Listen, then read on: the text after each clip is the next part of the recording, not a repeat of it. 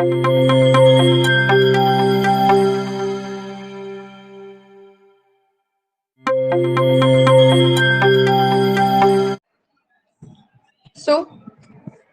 आज हमारा जो बायो फर्टिलाइजर का पार्ट सेकंड होगा, ठीक।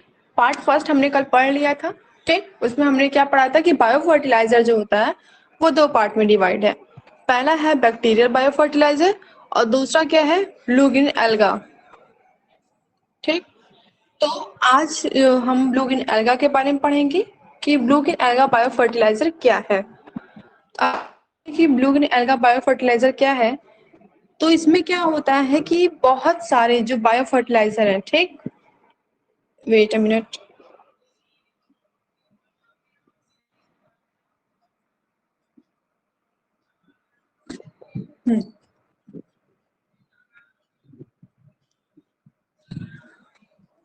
तो जो blue green algae bio fertiliser है उसमें बहुत तरह के एल्गी आते हैं, वो मतलब आते हैं और नेचर में प्रेजेंट होकर फर्टिलाइजर का काम करते हैं। अब ब्लू ग्रीन एल्गा में नॉर्मली बात करें तो as we previously studied that in first year that there are several blue green algae like cyanobacteria, anibia, non-stalks, they etc are known as blue green algae, ठीक।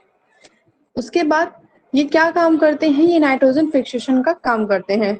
For their role they play in the fixing of nitrogen. For example anabaena, nostoc, oscillatoria, tolypothrix, फिर cylindrospermum, ऐसा बहुत सारे हैं।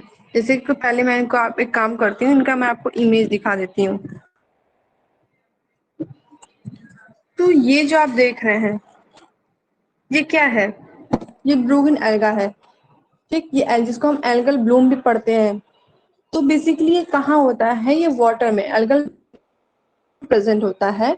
और ये जब present होता है तो जितने भी एक्वेटिक एनिमल्स होते हैं, जितने भी एक्वेटिक ऑर्गेनिजम्स होते हैं उनके लिए बहुत हार्मफुल होता है, क्योंकि जब ये बहुत एक्स्ट्रा अमाउंट में प्रेजेंट हो जाता है तो क्या होता है कि ये वाटर की जो ऑक्सीजन लेवल है, ठीक है, जो वाटर का ऑक्सीजन लेवल होता है वो पूरा ले लेता है। मैम रिकॉर्ड नहीं चालू है आपका। कर रहे हैं, जिसकी वजह से क्या होता है कि जो ऑक्सीजन लेवल सॉरी ऑक्सीजन लेने की वजह से जितने भी एक्वेटिक एनिमल्स होते हैं उनके उनकी डेथ होने लगती है, क्योंकि उनको ऑक्सीजन नहीं मिलता है और वाटर में कार्बन डाइऑक्साइड की मात्रा ज्यादा हो जाती है, ठीक। उसके बाद ये क्या है, ये माइक्रोस्कोपिक व्यू से अगर हम देखते हैं तो ये क्या है, ये ब्लू ग्रीन एल्गा है, ये आपका है, और ये माइक्रोस्कोपिक व्यू से इस तरह से दिखता है, जिसको हम एल्गल ब्लूम भी कहते हैं। उसके बाद और देखिए, जब उसको आप और मतलब कि लाइट माइक्रोस्कोप से देखेंगे तो कुछ इस तरह से दिखेगा आपको, मतलब और डिटेल व्यू में देखने से। उसके बाद ये क्या है, ये आपका ये टॉलीप्रॉक्सिक है। ये टॉलीप्रॉक्सिक जो होता है ये कैसे से ग्रोथ होती है, तो नॉर्मली ये एक लेटरल फॉर्म में होता है। लेटरल फॉर्म मतलब एकदम सीधा होता है, ठीक। और स्पाइरल होता है, मतलब ऐसे घुमाओगे तो ऐसे घूमता है, जैसे कोई ऑस्ट्रिया नहीं होता था कि उसको मतलब ऐसे घुमाई तो वो इस तरह से पेंडुलम टाइप में घूमता रहता है।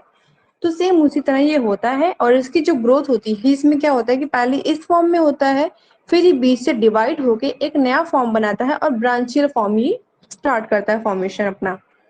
नेक्स्ट हम देखेंगे तो ये नेक्स्ट हमारा क्या है, ये जो नेक्स्ट हमारा है ये है कैलोथोरिक्स, ठीक। ये बेसिकली आप जितना भी ब्लू ग्रीन एल्गा देखोगे वो एक ही तरह का आपको दिखेगा, बस कुछ कुछ है जो थोड़ा डिफरेंट हो जाएंगे, जैसे कि एजोला।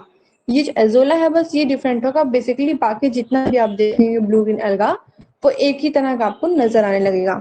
जैसे कभी और आप डायग्राम देख लीजिए ब्लू ग्रीन एल्गा का। नॉन स्टॉक देखिए, तो नॉन स्टॉक में भी इसी तरह है, जैसे कि नॉन स्टॉक है वैसे ही साइनोबैक्टीरिया है, ठीक है। तो इसमें क्या है कि जो हेट्रोसिस्ट है, हेट्रोसिस्ट इसका क्या होता है, इसके रिप्रोडक्शन में हेल्प करता है। बेसिकली इसमें दो तरह के रिप्रोडक्शन होते हैं, एक होता है वेजिटेटिव रिप्रोडक्शन होता है और दूसरा जो होता है वो आपका एसेक्सुअल रिप्रोडक्शन होता है, ठीक है। उसके बाद आप ये देखो ये क्या है, तो ये जो है ये आपका साइनोबैक्टीरिया है।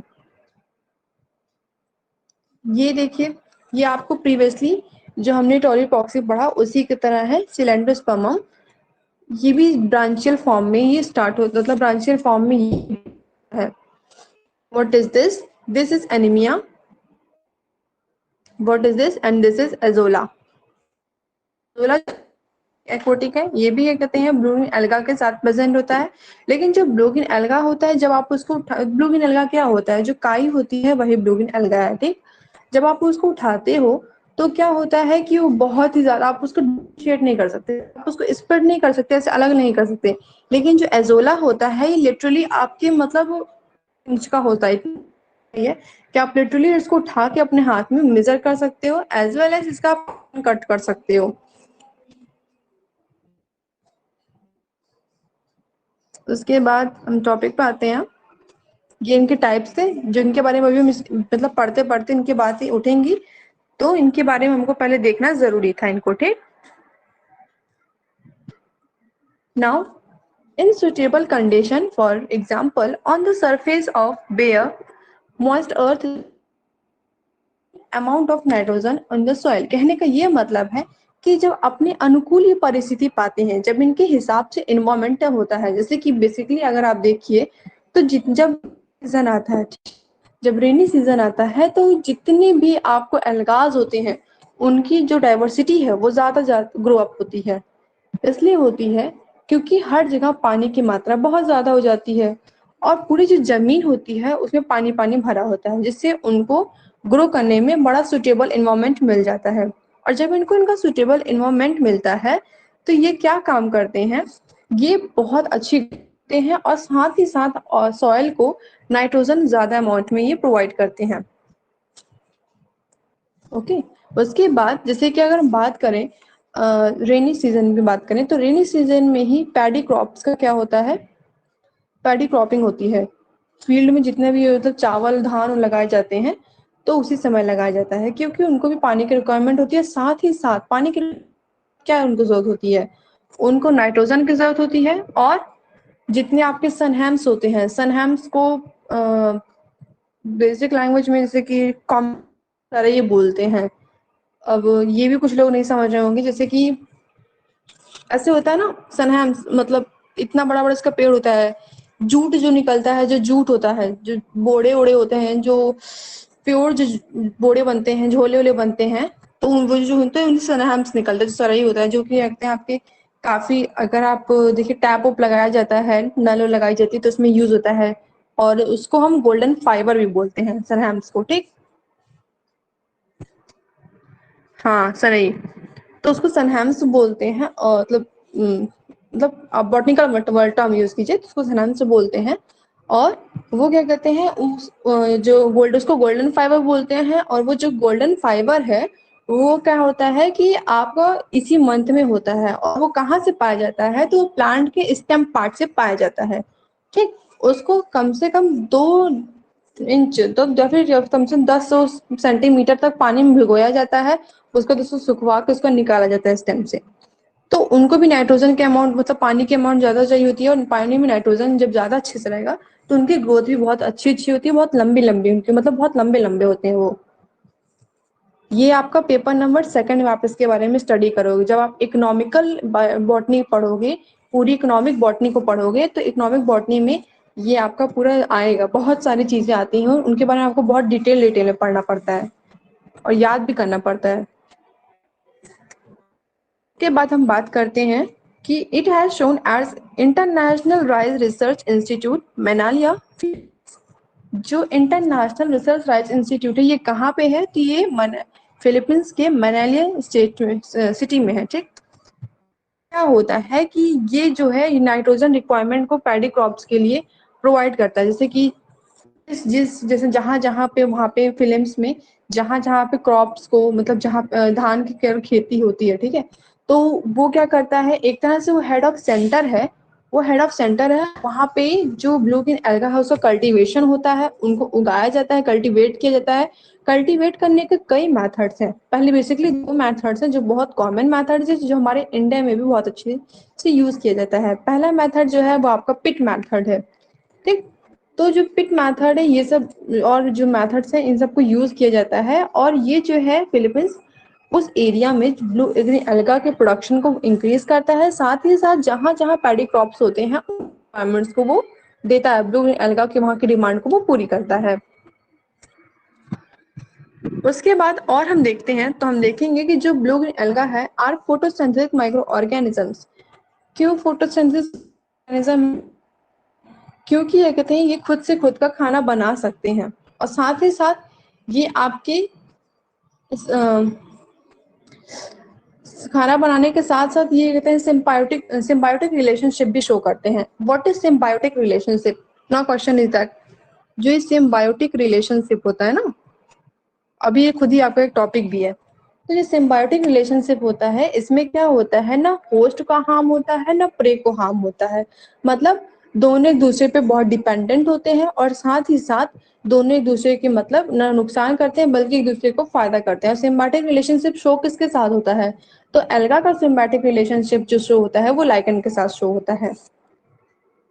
ठीक, फिर उसके बाद हम और देखें तो हम यहाँ देखते हैं कि हाँ ठीक है ये हो गया। उसके बाद ये एक्सटर्नली कार्बन कंपाउंड, हाँ ठीक fine. State successful using blue green algae as biofertilizer in rice cultivation.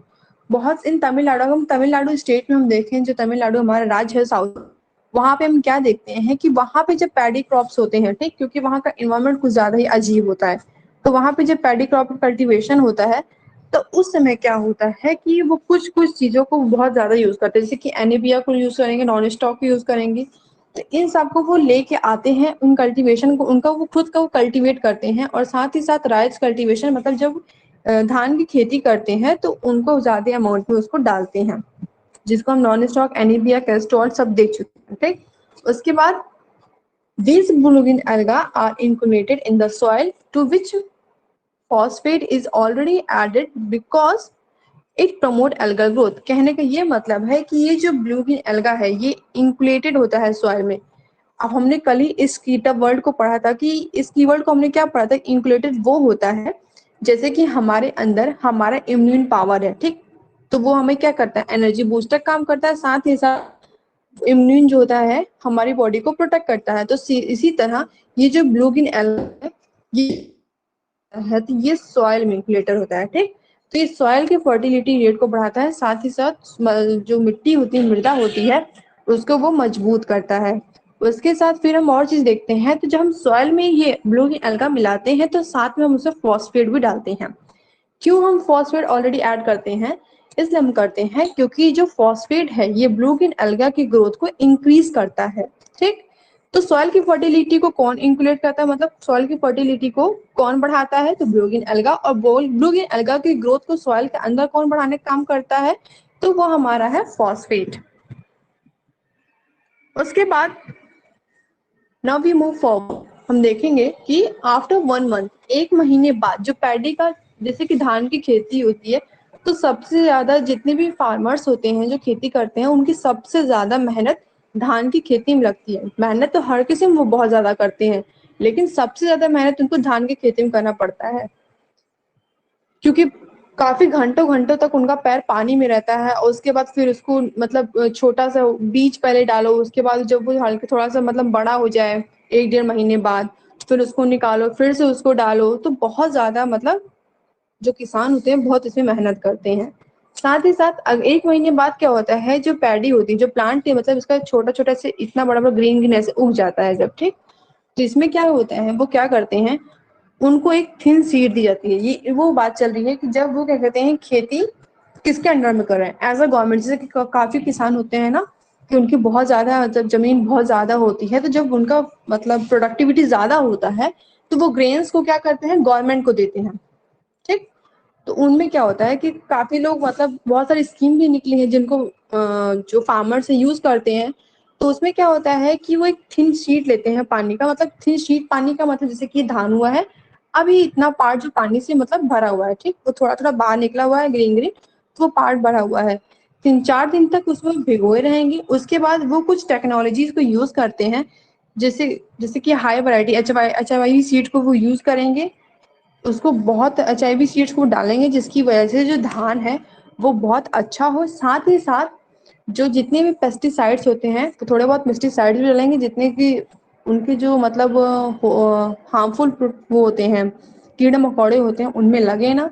क्योंकि काफ़ी सारे जब इनिशियल स्टेज से जब आप पढ़ोगे थर्ड पेपर में आपके, तो आपको पता चलेगा कि सॉरी, आपके पेपर नंबर 1 ही में प्लांट पैथोलॉजी, पेपर नंबर नहीं, पेपर नंबर 2 में, हाँ, प्लांट पैथोलॉजी, तो आप उसमें पढ़ोगे तो आपको पता चलेगा कि जो धान की खेती या फिर कोई भी खेती होती है, तो उसमें बहुत सारे होते हैं प्रे जो पूरा खराब कर देते हैं खेती को। तो इसी वजह से जब HIV सीड को रिस्पॉन्सिबल मतलब उसको लेते हैं, तो उससे क्या होता है कि जो उनका खेती है बहुत अच्छी से होती है। और साथ ही साथ HIV सीड क्योंकि बहुत अच्छे स्ट्रेन से बनाई जाती है, काफ़ी सारे जो बेस्ट क्वालिटी के स्ट्रेन होते हैं उन्हीं को लेके बनाई जाती है, जिसमें नाइट्रोजन जो होती है उनकी अमाउंट ज़्यादा रखी जाती है, जिससे कि उनकी जो फसल हो बहुत अच्छी हो, सेविंग टोटल सेविंग मेथड में जाए, और साथ ही साथ उन्हें एक बेस्ट फर्टिलाइजर अचीव हो, मतलब बहुत अच्छा फर्टिलाइजर उनको मिले। नेक्स्ट हम आगे बढ़ेंगे।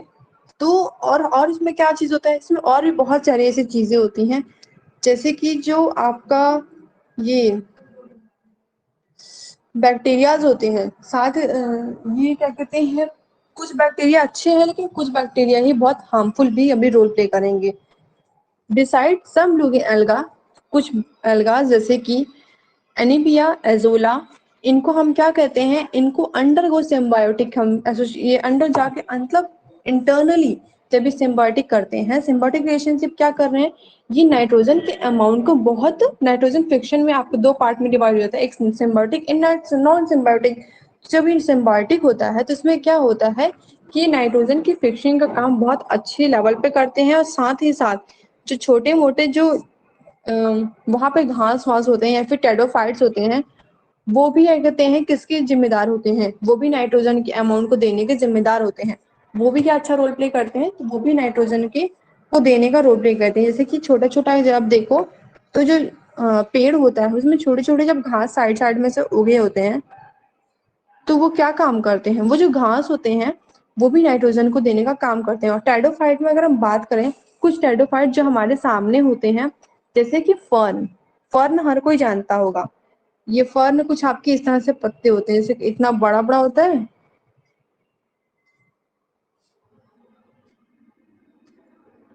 ये इतना बड़ा बड़ा होता है और ऐसे ऐसे निकला होता है। ठीक, ये फर्न्स होते हैं, ये दे आर टाइडोफाइट। ये भी क्या रोल प्ले करते हैं, तो ये भी नाइट्रोजन के मतलब नाइट्रोजन के अमाउंट को बढ़ाने का रोल प्ले करते हैं। ठीक, उसके बाद कुछ वाटर फर्न्स हैं, और वाटर फर्न कौन से, सबसे छोटा वाटर फर्न जो है वो आपका एजोला है। ठीक, ये क्या काम करता है, जो वाटर फर्न एजोला है, ये नाइट्रोजन फिक्शन का काम करता है, किसके साथ करता है, तो ये ब्लूगिन एल्गी एनीमिया के साथ काम करता है। ये बेसिकली कहाँ ज्यादा यूज, हमारे तो इंडिया में तो ठीक है सब कुछ है प्रेजेंट, लेकिन और भी कहाँ कोई जगह है, कई सारी जगह है जहाँ पे यूज होता है। जैसे कि ये बायो फर्टिलाइजर का कल्टीवराइज कल्टीवेशन में कहाँ कहाँ यूज है, सबसे पहले हम इंडिया का नाम लेंगे, इंडिया में हमारा, उसके बाद फिर चाइना, कोरिया, जापान, और भी बहुत सारी कुछ और भी कंट्रीज हैं जहाँ पे इनका यूज होता है। ठीक, उसके बाद हम देखें the mass production of application blue green algae as biofertilizer, कहने का ये मतलब है कि जब हम मास प्रोडक्शन की यहाँ बात कर रहे हैं, ये मतलब यहाँ पे हम जो ब्लू ग्रीन एल्गा है जो हमारा बायो फर्टिलाइजर का रोल प्ले करता है, जब उनके हम प्रोडक्शन को देखते हैं तो वो 2 पार्ट में, मास प्रोडक्शन 2 पार्ट में डिवाइडेड है, क्योंकि कल्टीवेशन होने के कई मेथड्स है। तो पहला है ट्रफ्ट मेथड, और दूसरा जो है आपका वो पिट मेथड आता है। तो पहले तो आप देख लीजिए डायग्राम के थ्रू कि ट्रफ्ट मेथड होता क्या है। तो ये जो आप देख रहे हैं,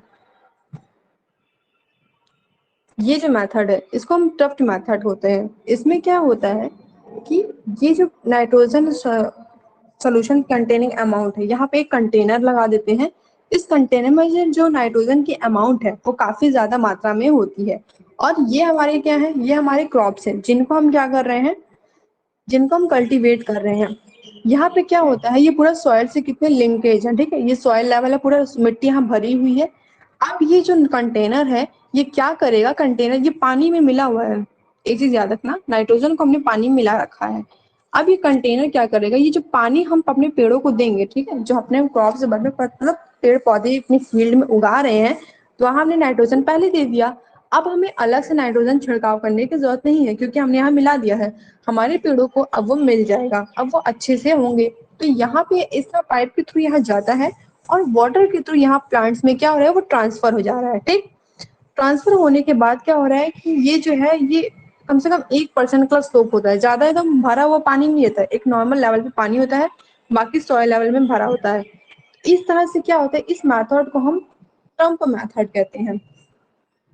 अब हम पिट मेथड देखें तो पिट मेथड क्या होता है, इस तरह से कल्टीवेशन होता है इसमें। पिट मेथड में जैसे कि यहाँ पे हमने फील्ड रखा, ठीक, हमारी फील्ड इतनी बड़ी सी है समझो, हमने यहाँ पे किस तरह से पिट मेथड देखिए सर्कल सर्कल बना दिया, कुछ डिस्टेंस पे अप्रॉक्स 10-15 या फिर 1-1 मीटर या फिर 1.5-आधी मीटर की डिस्टेंस पे हमने क्या किया, सर्कल सर्कल बना दिया। अब इस सर्कल को बनाने के बाद हम क्या करेंगे, जब हमने यहाँ पे काफी मिट्टी हटा दी, डिगिंग कर दी है, तो यहाँ पे हम कुछ अपने गन्ने, ये बेसिकली कहाँ होता है, तो ये शुगर प्लांट में होता है, शुगर केन, गन्ने का जो पेड़ होता है ना, वहां पे ये मेथड, पिट मेथड काफी यूज किया जाता है। तो यहाँ पे क्या करेंगे, अब वो गन्ना काफी सारे 3-4 मतलब बंडल में या फिर 10-15 बंडल में गन्ना उगाएंगे, और ये ऐसे करके यहाँ पे नाइट्रोजन जो है वो डालेंगे। ठीक, बेसिकली यहाँ इसमें कैसे फ्लो आउट करते हैं नाइट्रोजन को, किस तरह डालते हैं, तो जिस तरह ट्रफ्ट मेथड में डालते हैं सेम उसी तरह पिट मेथड में डालते हैं। बस दोनों में अंतर क्या होता है कि जो ट्रफ्ट मेथड होता है उसमें किसी तरह का सर्कल करने की कोई आवश्यकता नहीं होती है, लेकिन पिट मेथड में क्या होता है, पिट मेथड में क्या होता है कि वो डिग करके एक सर्कल बना देते हैं, उसके बाद वहां क्रॉप्स, खूब सारे क्रॉप्स लगा देते हैं, जो शुगर केन है, मतलब कम से कम 4-5 से ऊपर या फिर 10-15 जितना भी हो शुगर केन लगा देते हैं, उसके बाद उनका ग्रोइंग करते हैं। बाकी जो उनके अंदर जो नाइट्रोजन जाता है वो पानी के थ्रू ही जाता है, क्योंकि पानी में पहले से ही नाइट्रोजन भरा हुआ है। और हम देखें तो ये देखिए यहाँ पे देखिए बहुत कम डिस्टेंस यहाँ पे दी गई है, इससे पहले जो डायग्राम हमने देखा उसमें काफी डिस्टेंस दी गई थी। तो ये क्या कर रहे हैं, इतना इतना गड्ढा कर दिए। अब गड्ढा करने के बाद ये क्या करेंगे कि अब यहाँ पे क्रॉप लगा देंगे। ठीक है, तो इस तरह से क्या होगा कि वो देखेंगे और देखने के बाद उसको वो कल्टीवेट करेंगे ना। ट्रफ्ट मेथड क्या है, यहाँ पे लगभग 2 मीटर से 23 सेंटीमीटर, मतलब 2 मीटर इंटू 23 सेंटीमीटर, 2 मीटर उन्होंने डीप किया और 23 सेंटीमीटर उन्होंने डिस्टेंस लिया। ठीक, उसके बाद क्या किए, वो galvanise iron sheet prepared. Galvanise iron sheet कौन सा शीट है, वो शीट आयरन शीट है, जो कि पाइप के थ्रू वो क्या करेगा, प्लांट को पानी देगा। ठीक है, 8 से 10 किलो सॉइल है उन्होंने लिया है, और उसमें कितना मिला है, 200 ग्राम उन्होंने सुपर फॉस्फेट को मिला दिया, मिक्स कर दिया। मिक्स करने के बाद वो क्या करेंगे कि एक सफिशिएंट अमाउंट में, सफिशिएंट मतलब पर्याप्त मात्रा में उन्होंने पानी लिया, और उस पानी में उन्होंने अलगा जो कल्टीवेशन था, ठीक है, जो ब्लू ग्रीन अलगा था, उसमें क्या किया, उसमें छिड़क दिया, डाल दिया। अब उसके बाद क्या होगा कि उन्होंने उसको डालने के बाद उस जो जिसमें डाला है, जो टैंक है उसमें डाला है, उसको उन्होंने ओपन छोड़ दिया, खुला छोड़ दिया। छोड़ने के बाद वो क्या करेंगे कि जो ब्लू ग्रीन अलगा है उसको ठीक वहां पे एक मोटा सा होल कर देंगे, मतलब वो जो जिस एरिया में वो डालेंगे तो इस एरिया में थोड़ा सा होल कर देंगे। उसके बाद एक बैग लेंगे बायो फर्टिलाइजर में, कि मतलब जिसको यूज बायो फर्टिलाइजर के साथ, उसके बाद उस राइस की फील्ड में क्या करेंगे, उसको फ्लो आउट कर देंगे। देखिए ये तो यहाँ पे वो ये बात कर रहे हैं कि बैग लेके आए तो छिड़केंगे, और जो हमने मेथड देखा उस मेथड में क्या था कि उस मेथड में जैसे कि काफी जब बहुत बड़ी कल्टीवेशन की जाती है, बहुत ज्यादा ही बड़ी कल्टीवेशन, तो उसमें इतना किसी के पास नहीं होता है कि क्या कहते हैं हर टाइम टाइम पे, क्योंकि लेबर्स की कभी कभी बहुत कमी हो जाती है। तो जब वहां पे क्योंकि वहां पे किसान अपना खुद कर रहा है और यहाँ पे जो गवर्नमेंट भी कुछ उगाती है चीजें, तो वहां पे काफी मेथड्स यूज की जाती हैं। तो इस तरह से हम करेंगे। बाकी जो होता है, जो किसान लोग अपनी खेती में खुद करते हैं, वो खुद से सारा सेल्फ वो क्या कहते हैं वर्क करते हैं, वो किसी की हेल्प नहीं लेते हैं, तो वो खुद से सारा छिड़काव करते हैं। यहाँ पे क्या हो रहा है कि यहाँ पे हम एक टेक्निक के थ्रू, हम एक टफ मेथड के थ्रू क्या कर रहे हैं, उसको हम प्रोवाइड कर रहे हैं। अब ये पिट मेथड के बारे में थोड़ा सा बेसिकली देख लेते हैं। तो पिट मेथड क्या है, ये जो होता है इसमें एक स्वेलन डक किया जाता है। स्वेलन डक जो हमने देखा वो सर्कल बना देते हैं।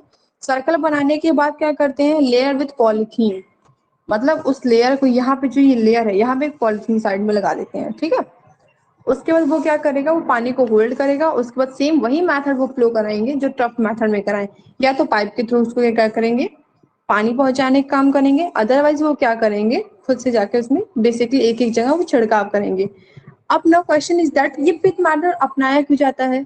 तो पिट मेथड इसलिए अपनाया जाता है क्योंकि कई बार क्या होता है कि जो हमारा जो एरिया, जैसे कि ये एरिया है ठीक, इतना बड़ा हमारे पास लैंड है प्रेजेंट में हम देखें, तो अगर हम देखते हैं कि हमारे पास लैंड की जो अमाउंट है वो इतनी बड़ी है, हमारे पास इतना बड़ा खेत है, हमने यहाँ पे सर्कल सर्कल कर दिया, इतना में हमने सर्कल किया और इतने हमने सर्कल नहीं किया, हमने यहाँ पे डायरेक्ट उगा रहे हैं, तो जितना तो फसल हमारी ठीक है उतना चल रहा है, उग रहा है, बाकी जगह फालतू जो नाइट्रोजन पड़ता है तो वो ना पड़ने की वजह से पिट मेथड उठा अपनाते हैं, जिससे जितने में है उतने में हम नाइट्रोजन की अमाउंट अच्छे से डालें, जिससे जो हमारा क्रॉप है वो बहुत अच्छे से उतने एरिया में ही ग्रो अप हो।